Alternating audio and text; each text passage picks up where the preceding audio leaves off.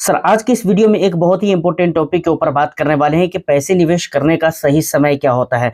काफ़ी सारे लोग इस बात को लेकर कन्फ्यूज़ होते हैं। बहुत सारे लोगों को ऐसा लगता है कि भाई मार्केट के अंदर जब गिरावट हो तब जाकर मुझे पैसे निवेश करना चाहिए मार्केट के अंदर। और बहुत सारे लोगों को ऐसा लगता है कि भाई जब पास में बहुत सारा पैसा इकट्ठा हो तो हमें निवेश करना चाहिए। और बहुत सारे लोगों को ऐसा लगता है कि भाई सैलरी हमारी बढ़ जानी चाहिए या इनकम जो है वो कुछ बढ़ जानी चाहिए, उसके बाद हमें मार्केट के अंदर निवेश करना चाहिए। आज हकीकत क्या है इसके ऊपर हम बात करेंगे। तो वीडियो ओवरऑल बहुत इन्फॉर्मेटिव और इंटरेस्टिंग होगी। बस एक लाइक कर दीजिए, शेयर कर दीजिए। चैनल को अगर अभी तक आपने सब्सक्राइब नहीं किया है तो चैनल को भी जरूर सब्सक्राइब कर ले, क्योंकि आपको पता है कि भाई इस तरह की इंटरेस्टिंग कंटेंट मैं आपके लिए लेकर आता रहता हूं। देखिए, सबसे पहली बात मैं करूं मार्केट की कि भाई मार्केट, जो लोग ये सोचते हैं और मार्केट का इंतजार करना ज्यादा बेटर समझते हैं, जिनको ऐसा लगता है कि भाई अभी मार्केट के अंदर गिरावट होगी तब जाकर मैं पैसे निवेश करूंगा, तो देखिए एग्जैक्ट चाहे कोई भी हो, दुनिया का कोई सा भी एक्सपर्ट हो, एग्जैक्ट आपको कोई भी नहीं बता सकता है कि मार्केट के अंदर गिरावट कब होगी।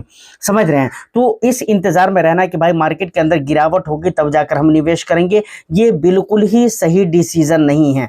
क्योंकि मार्केट के टॉप और मार्केट के बॉटम का पता किसी को भी नहीं है। आप सोच कर देखिए, जो लोग एक्सपर्ट हैं, या अगर आपको ऐसा लगता है कि भाई मार्केट जब गिरेगा या मुझे पता चलेगा कि भाई मार्केट के अंदर गिरावट हो रही तब जाकर मैं निवेश करूंगा, अब सोच कर देखिए, आप ये मानकर चले कि मार्केट के अंदर गिरावट हुई तो निवेश करेंगे, और आपने कर भी दिया, गिरावट हुई भी, आपने निवेश भी कर दिया। हो सकता है मार्केट वहां से और भी ज्यादा गिर जाए, ऐसा भी हो सकता है। तो कितना ज्यादा मार्केट कब गिरेगी ये किसी को भी पता नहीं है, और कब उठेगा और कितना ज्यादा उठेगा ये भी किसी को भी पता नहीं है। हाँ, सेंटीमेंट की वजह से कई मरतबा लोग ये बात जरूर कर रहे थे कि भाई मार्केट उस टाइम पे गिरने वाला है, या ऐसा हो सकता है कि इस न्यूज की वजह से मार्केट में गिरावट हो सकती है। मार्केट का सेंटीमेंट देखकर लोग ये बोल देते कि भाई मार्केट में आजकल गिरावट हो रही है, तो हो सकता है कि उस दिन भी गिरावट हो जाए, लेकिन एग्जैक्ट किसी को भी पता नहीं है। तो इसका ये मतलब ये हुआ कि भाई मार्केट की गिरावट का इंतजार करना और इस चक्कर में रहना कि गिरावट होगी तो ही हम निवेश करेंगे, ये बिल्कुल ही बेमतलब वाली बात हो गई। ठीक है। अब दूसरे वाले कुछ लोग ऐसे होते हैं जो ये सोचते हैं कि भाई हमारा जब कुछ सैलरी हमारे कुछ बढ़ जाएगी उसके बाद हम निवेश करेंगे। देखिए, कभी भी आप याद रखिए कि इंसान की जिंदगी में जरूरतें इतनी है कि भाई आप सैलरी बढ़ने का इंतजार करेंगे और आपकी जरूरत भी साथ में बढ़ जाएगी। जब आपकी सैलरी बढ़ेगी, अगर आप ऐसा सोचते हैं कि भाई सैलरी बढ़ जाए तब मैं निवेश करूंगा, क्योंकि आपको ऐसा लग रहा है कि भाई सैलरी बढ़ेगी तो अभी जो हमारी जरूरत है वो जितनी सैलरी है उतने से पूरी हो जा रही है, पैसे बढ़ेंगे तो वो बढ़ने वाले जो पैसे होंगे वो बच जाएंगे और उसे मैं निवेश कर दूंगा। तो ऐसा नहीं होगा सर। जैसे पैसे बढ़ेंगे ना वैसे जरूरत बढ़ जाती है। इंसान की जरूरत पैसे के हिसाब से ही बढ़ती है, यकीन माने। कहते हैं ना कि भाई आमदनी अगर बढ़ती है इंसान की तो खर्चे भी साथ साथ में बढ़ते हैं। तो इसका भी इंतजार करना बिल्कुल ही सही नहीं है। उसके अलावा एक टाइप के और भी लोग हैं, समझ रहे हैं, यानी तीन टाइप के लोग हैं। एक टाइप के लोग कौन से हैं? वो लोग हैं जो ये सोचते हैं कि भाई मार्केट में निवेश करने के लिए ज्यादा पैसे की जरूरत होती है, या फिर वो ये सोचते हैं कि मेरे पास पैसे ज्यादा हो जाएंगे इकट्ठा, जब मैं एक साथ बहुत सारा पैसा जमा कर लूंगा तब मैं जाकर निवेश करूंगा। कुछ ऐसे भी लोग हैं जो इस दो तरीके से सोचते हैं। तो मैं ये कहना चाहूंगा कि देखिए, पैसे जमा बहुत मुश्किल से लोग कर पाते हैं और नहीं कर पाएंगे, समझ रहे हैं ना। इन्वेस्टमेंट के लिए तो खास तौर से आप नहीं कर पाएंगे, समझ रहे हैं ना। पैसे आप जमा करेंगे लेकिन आप किसी और मकसद से जमा कर लेंगे, किसी और कारण से या किसी और काम के लिए आप जमा कर लेंगे। लेकिन इन्वेस्टमेंट करने के लिए अगर आपको लगता है कि पैसे जब जमा हो जाएंगे तो मैं इन्वेस्टमेंट करूंगा, नहीं हो पाएगा, कभी नहीं हो पाएगा। अगर पैसे आप जमा कर भी लेते हैं तो आप उसे इन्वेस्ट नहीं करेंगे। आपको पैसे एक साथ समझ में आएगा ना तो आप कहीं पर कुछ और काम कर लेंगे, समझ रहे हैं ना। कोई दूसरी चीज खरीद लेंगे, कहीं दूसरी जगह पे पैसे को लगा देंगे। जहां पर इन्वेस्टमेंट करना जितना जरूरी था आपके लिए उतना जरूरी वो नहीं भी हो, फिर भी आप वहां पर पैसे को लगा देंगे। आपको लगेगा भाई पैसे है, चलो मैं वो चीज खरीद लेता हूँ, वो चीज ले लेता हूँ। तो मतलब ऐसा होगा, अक्सर ऐसा देखा जाता है कि लोग ऐसा नहीं कि इन्वेस्टमेंट के लिए कुछ खरीदते हैं, नहीं, कुछ चीजें हैं जो इन्वेस्टमेंट के हिसाब से भी खरीदा जा सकता है, इन्वेस्टमेंट के नजरिए से भी खरीदा जा सकता है। जैसे मानकर चलिए आपने रेंट पे लगाने के लिए घर खरीद लिया, या फिर भाड़ा पे देने के लिए गाड़ी आपने खरीद लिया, कार वगैरह, बुलेरो वगैरह, या फिर उसके अलावा और भी कोई दूसरी चीज हो सकती है कि आपने खरीद लिया, दुकान है, या फिर कुछ और भी चीज जिसे आप रेंट पे देना चाह रहे हो। तो ये एक तरह का इन्वेस्टमेंट है, ठीक है। कि आप अपना मतलब पैसे लगा रहे हैं, इन्वेस्ट कर रहे हैं, अब वहाँ से आपकी कमाई होगी। तो इस सोच के हिसाब से और इस मकसद से और ऐसी जगह पे बहुत कम ही लोग होते हैं जो कि खर्च करते हैं। ज़्यादातर लोग अपने ज़िंदगी की ज़रूरी और फैसिलिटी के लिए ज़्यादातर पैसे खर्च कर देते हैं। तो ये जो आप सोच रहे हैं ना कि पैसे इकट्ठा पहले कर लेता हूँ और तब जाकर इन्वेस्टमेंट स्टार्ट करूँगा, तो ऐसा बिल्कुल नहीं होगा। क्योंकि पैसा इकट्ठा हो सकता है कि आप कर लें, मैं ये नहीं कहता हूँ नहीं हो पाएगा, हो सकता है आप कर लें, लेकिन हो सकता है ये भी पॉसिबल है कि उस पैसे से आप दूसरा काम कर लेंगे। तो ये 3 तरीके के लोग हैं मार्केट के अंदर, जो ये सोचते हैं। कोई तो ये सोच रहा है कि भाई हमारी जो है ना सैलरी बढ़ जाए तब मैं जाकर निवेश करूँगा।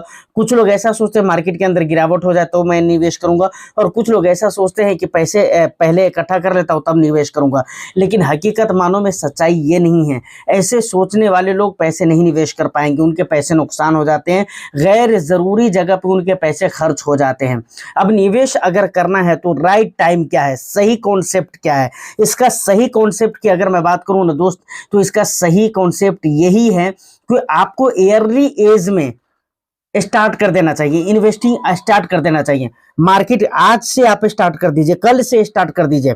मार्केट का लेवल क्या है ये चीज आपको ध्यान देने की जरूरत नहीं है, क्योंकि मैं पहले बता चुका हूं कि मार्केट को पूरा फाइंड आउट करना एग्जैक्टली ये किसी के हाथ में नहीं है।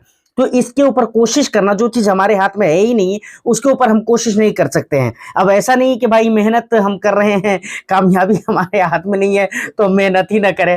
कामयाबी देना तो अल्लाह का या खुदा का काम है ना। तो हम मेहनत ही नहीं कह, ऐसा नहीं कह सकते, बल्कि आप उस एंगल से नहीं देखिए, ठीक है ना, आप मार्केट के एंगल से देखिए। मार्केट मेरे हाथ में नहीं है तो हम उसके लिए जान जीव लगाकर क्या करेंगे? तो इस चीज को नहीं देखना, मार्केट का लेवल क्या है हमें नहीं देखना है, इन्वेस्टिंग स्टार्ट करना है। हमारी सैलरी क्या है इस चीज को हमें नहीं देखना है, इन्वेस्टिंग स्टार्ट करना है। उसके बाद हमने कितना पैसा इकट्ठा करके रखा हुआ है, कितना पैसा इकट्ठा करके नहीं रखा हुआ है, इस चीज को नहीं देखना है, हमारे को इन्वेस्टिंग स्टार्ट करना है। समझ रहे हैं? हमारी सैलरी चाहे जितने भी है, हमारे पास पैसे इकट्ठे जितने भी है, मार्केट का लेवल जो भी है, हमारे को आज से ईयरली एज से इन्वेस्टिंग स्टार्ट करना, और यही राइट टाइम है इन्वेस्टिंग का। क्योंकि देखिए एक सिंपल सा फॉर्मूला मैं आपको बताता हूं। मान कर चलिए आपकी एज 25 साल है, वहां पर आप 5,000 रुपए की मंथली एसआईपी कर रहे हैं। कितनी एज है? 25 साल एज है, 5,000 रुपए की मंथली एसआईपी आप कर रहे हैं, और 60 साल की उम्र तक जाते जाते 12% के हिसाब से आप कैलकुलेट कर लीजिए कि आप 5,000 रुपए की मंथली एसआईपी कर रहे हैं और ईयरली तौर पे आपको सीएजीआर 12% का सिर्फ मिल रहा है। सिर्फ 12% का मैं कैलकुलेट करके चलता हूं, जो कि ऐसा हो ही नहीं सकता है कि 12% का रिटर्न मिले। मैं गारंटी के साथ कहता हूं 15% से ऊपर का रिटर्न मिलेगा, 14-15% से ऊपर का रिटर्न मिलेगा ही मिलेगा आपको म्यूचुअल फंड के अंदर। आप लॉन्ग टर्म की तक इन्वेस्टेड रहे तो 14-15% मिलेगा, लेकिन मैं सिर्फ 12% का कैलकुलेट करके चलता हूं ना, फिर भी 60 साल की उम्र में 5 करोड़ से ज्यादा पैसे होंगे आपके पास। समझ रहे हैं? लग रहा है ना झटका सा, लेकिन हकीकत है, कैलकुलेट आप कर लीजिएगा। ये पता है क्यों ऐसा क्यों हो रहा है? पता है आपको?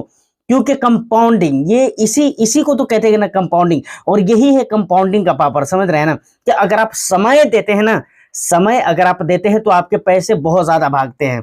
आप ये सोचेंगे कि नहीं नहीं मैं 35 साल की उम्र में निवेश करूंगा, 35 साल की उम्र से अगर आप 5,000 रुपये की एसआईपी करना शुरू कर दे, 10,000 की भी करना शुरू कर दे, फिर भी आपके उतने पैसे नहीं बन पाएंगे। लेकिन 25 की एज से अगर 5,000 रुपये की मंथली एसआईपी करेंगे, फिर भी आपके उतने पैसे बन जाएंगे। क्यों? इसलिए क्योंकि आपने समय दिया है। क्या दिया है? समय दिया है, टाइम दिया है, आप अपने पैसे को ग्रो करने का मौका दिया है, ग्रो होने का मौका दिया है, और यही वजह है कि आपके पैसे इतने ज्यादा भाग गए हैं।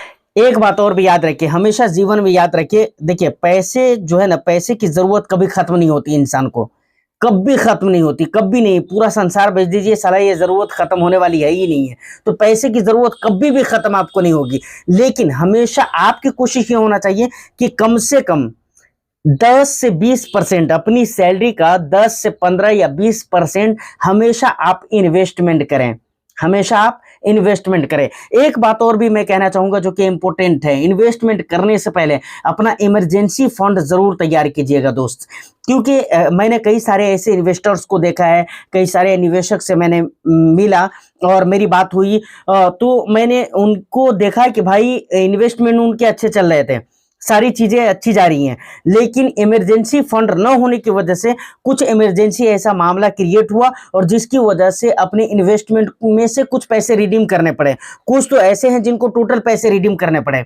तो इसलिए मैं ये कहता हूं कि भाई देखिए, इन्वेस्टमेंट की जो जर्नी है वो बीच में ये टूटने नहीं चाहिए। कंसिस्टेंसी बहुत मेन चीज है इन्वेस्टमेंट में। टाइम, कंसिस्टेंसी बहुत इंपॉर्टेंट चीज है, ठीक है। और इसीलिए मैं ये कहता हूं कि एसआईपी का जो कॉन्सेप्ट है ना वो ज्यादा प्यारा है।